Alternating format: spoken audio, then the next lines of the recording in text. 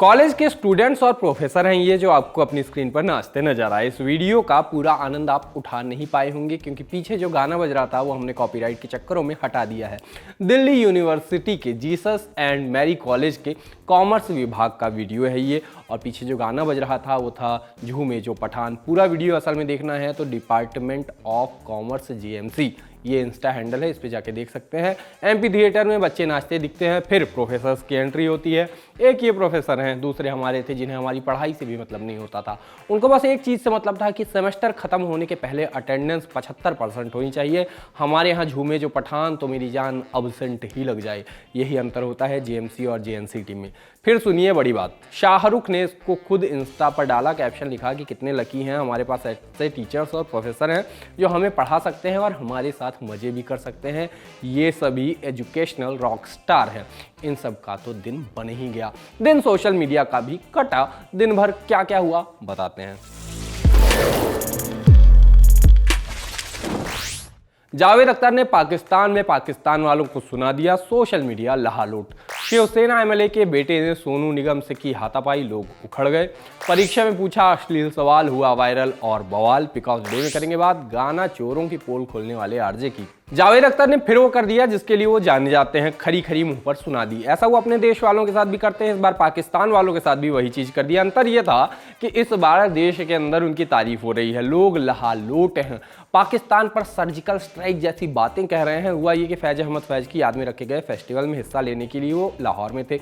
भारत पाक संबंधों और 26/11 पर ऐसा कुछ कह दिया कि वायरल हो गया। बोले हमने तो नुसरत के बड़े बड़े फंक्शन किए, मेहंदी हसन के बड़े बड़े फंक्शन किए, आपके मुल्क में तो लता मंगेशकर का कोई फंक्शन नहीं हुआ। आगे बोले हम तो मुंबई के लोग हैं, हमने देखा हमारे शहर पर कैसे हमला हुआ। वो लोग नॉर्वे से तो नहीं आए थे, ना इजिप्ट से आए थे, वो लोग अभी भी आपके मुल्क में घूम रहे हैं। ये शिकायतें अगर हिंदुस्तानी के दिल में हो तो आपको मतलब पाकिस्तानियों को बुरा नहीं मानना चाहिए। बस ये सुनना था कि वहाँ तालियां बजी और यहाँ गालियां देने वाले भी हैशटैग फेस पाम हो गए। लोग बोले जावेद अख्तर साहब ने पाकिस्तान में जाकर जो कहा वो सबके बस की नहीं है, हैशटैग 56 इंच इसको बोलते हैं। किसी ने लिखा पाकिस्तान में जाकर पाकिस्तान को इस तरह बोलना कोई जावेद अख्तर जी से सीखिए, सलाम है उनको, एक सच्चे देशभक्त। किसी ने लिखा असली 56 इंच का सीना तो जावेद अख्तर साहब का है, पाकिस्तान की सरजमी पर जाकर आंखों में आंखें डालकर पड़ोसी मुल्क को आईना दिखाया। काश इस देश के हुक्मरानों में भी इतनी हिम्मत आ जाए। बाकी देशभक्ति का सर्टिफिकेट बांटते रहिए।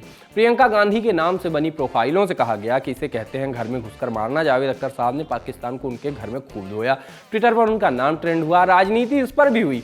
कहा गया वैसे जो बात जावेद अख्तर जी ने साफ शब्दों में पाकिस्तान में बैठ के कही है वो बात कहने की हिम्मत राहुल गांधी के कांग्रेसियों में होती है। और 2008 में कांग्रेस सेना को पाकिस्तान में घुसकर मुंबई के आतंकियों के रहनुमाओं को मारने की इजाज़त देती तो आज मोदी भारत के प्रधानमंत्री नहीं होते। National security affairs analyst, lawyer, columnist, TV panelist, जाने क्या क्या महोदय ने इसके पीछे की साजिश खोज लाया। वो लिखा कि खान वुड को हिंदुओं के बायकॉट से बचाने के लिए जावेद अख्तर ने पाकिस्तान में तगड़ा दांव खेला है। अब अगले शाहीन बाग तक राष्ट्रवादी माने जाएंगे। हिंदू बहुत भोले हैं और जावेद अख्तर जैसों को ये अच्छे से पता है। कांग्रेस समर्थकों के ताने आए कि वाह रे हिंदुस्तानी खून, घर में घुसकर पाकिस्तान को लताड़ा। जावेद अख्तर जी ने यहाँ तो बर्थडे केक खाकर मौन ही रहे। ये बात तो बारंबार लिखी गई कि जावेद अख्तर ने पाकिस्तान में सर्जिकल स्ट्राइक कर दी। कुछ ने बीजेपी के गुण गाए कि हमने उनका फंक्शन रोक दिया, उन फिल्में उनके देश में रिलीज होने से रोक दी। तब जाकर फर्क समझ में आया, वरना कहाँ फर्क समझ में आता था, कहाँ कोई जावेद अख्तर पाकिस्तान में जाकर ये बोलने की हिम्मत दिखाता था। पहले तो कला की सीमा नहीं से बेवकूफ़ बनते थे।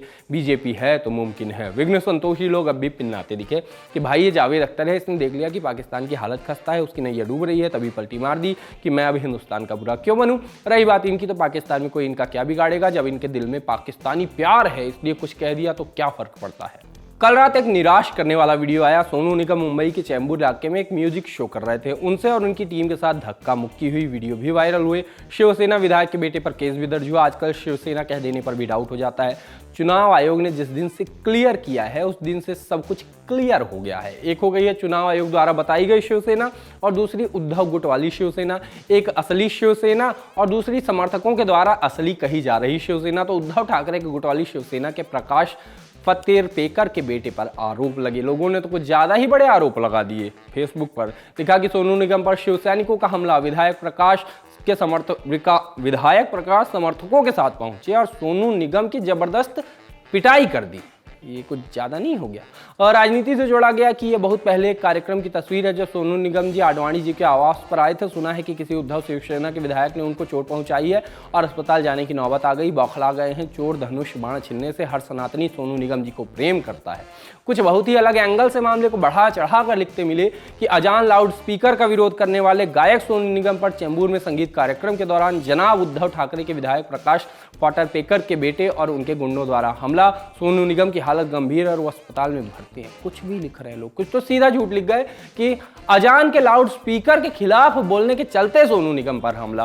कुछ बहुत ही रैंडम चले गए कि सोनू निगम इतना बॉडी बनाया किसी काम ना आया और फिर एक उनकी फोटो चिपका दी। पाकिस्तान के इस्लामाबाद की कॉमसैट्स यूनिवर्सिटी का प्रश्न पत्र वायरल है जिसमें अश्लील सवाल पूछा गया।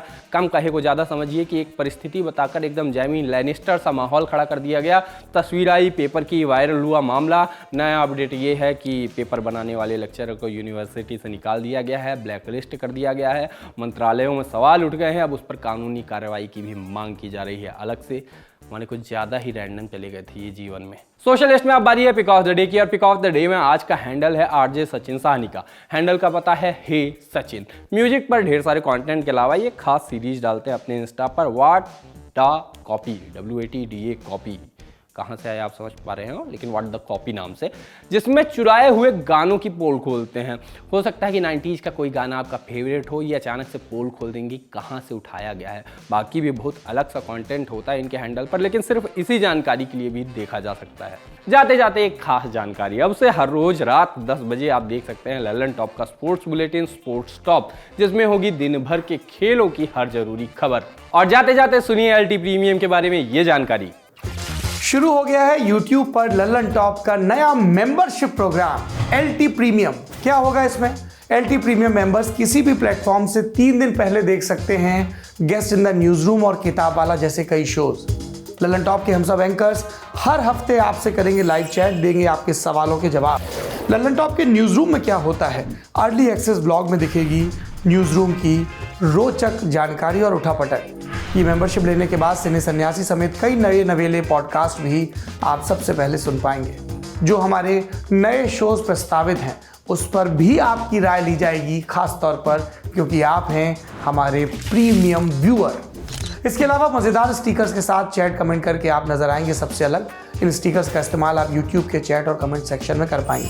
इस मजे के लिए क्या करना होगा, इस जुड़ाव के लिए क्या करना होगा, जाना होगा ललन टॉप के YouTube चैनल पर और ज्वाइन बटन को प्रेस करना होगा। फिर सिर्फ 59 रुपए महीने में मिलेगा ललन टॉप आनंद। एप्पल यूजर नीचे दिए लिंक पर क्लिक कर LT प्रीमियम सब्सक्राइब करें।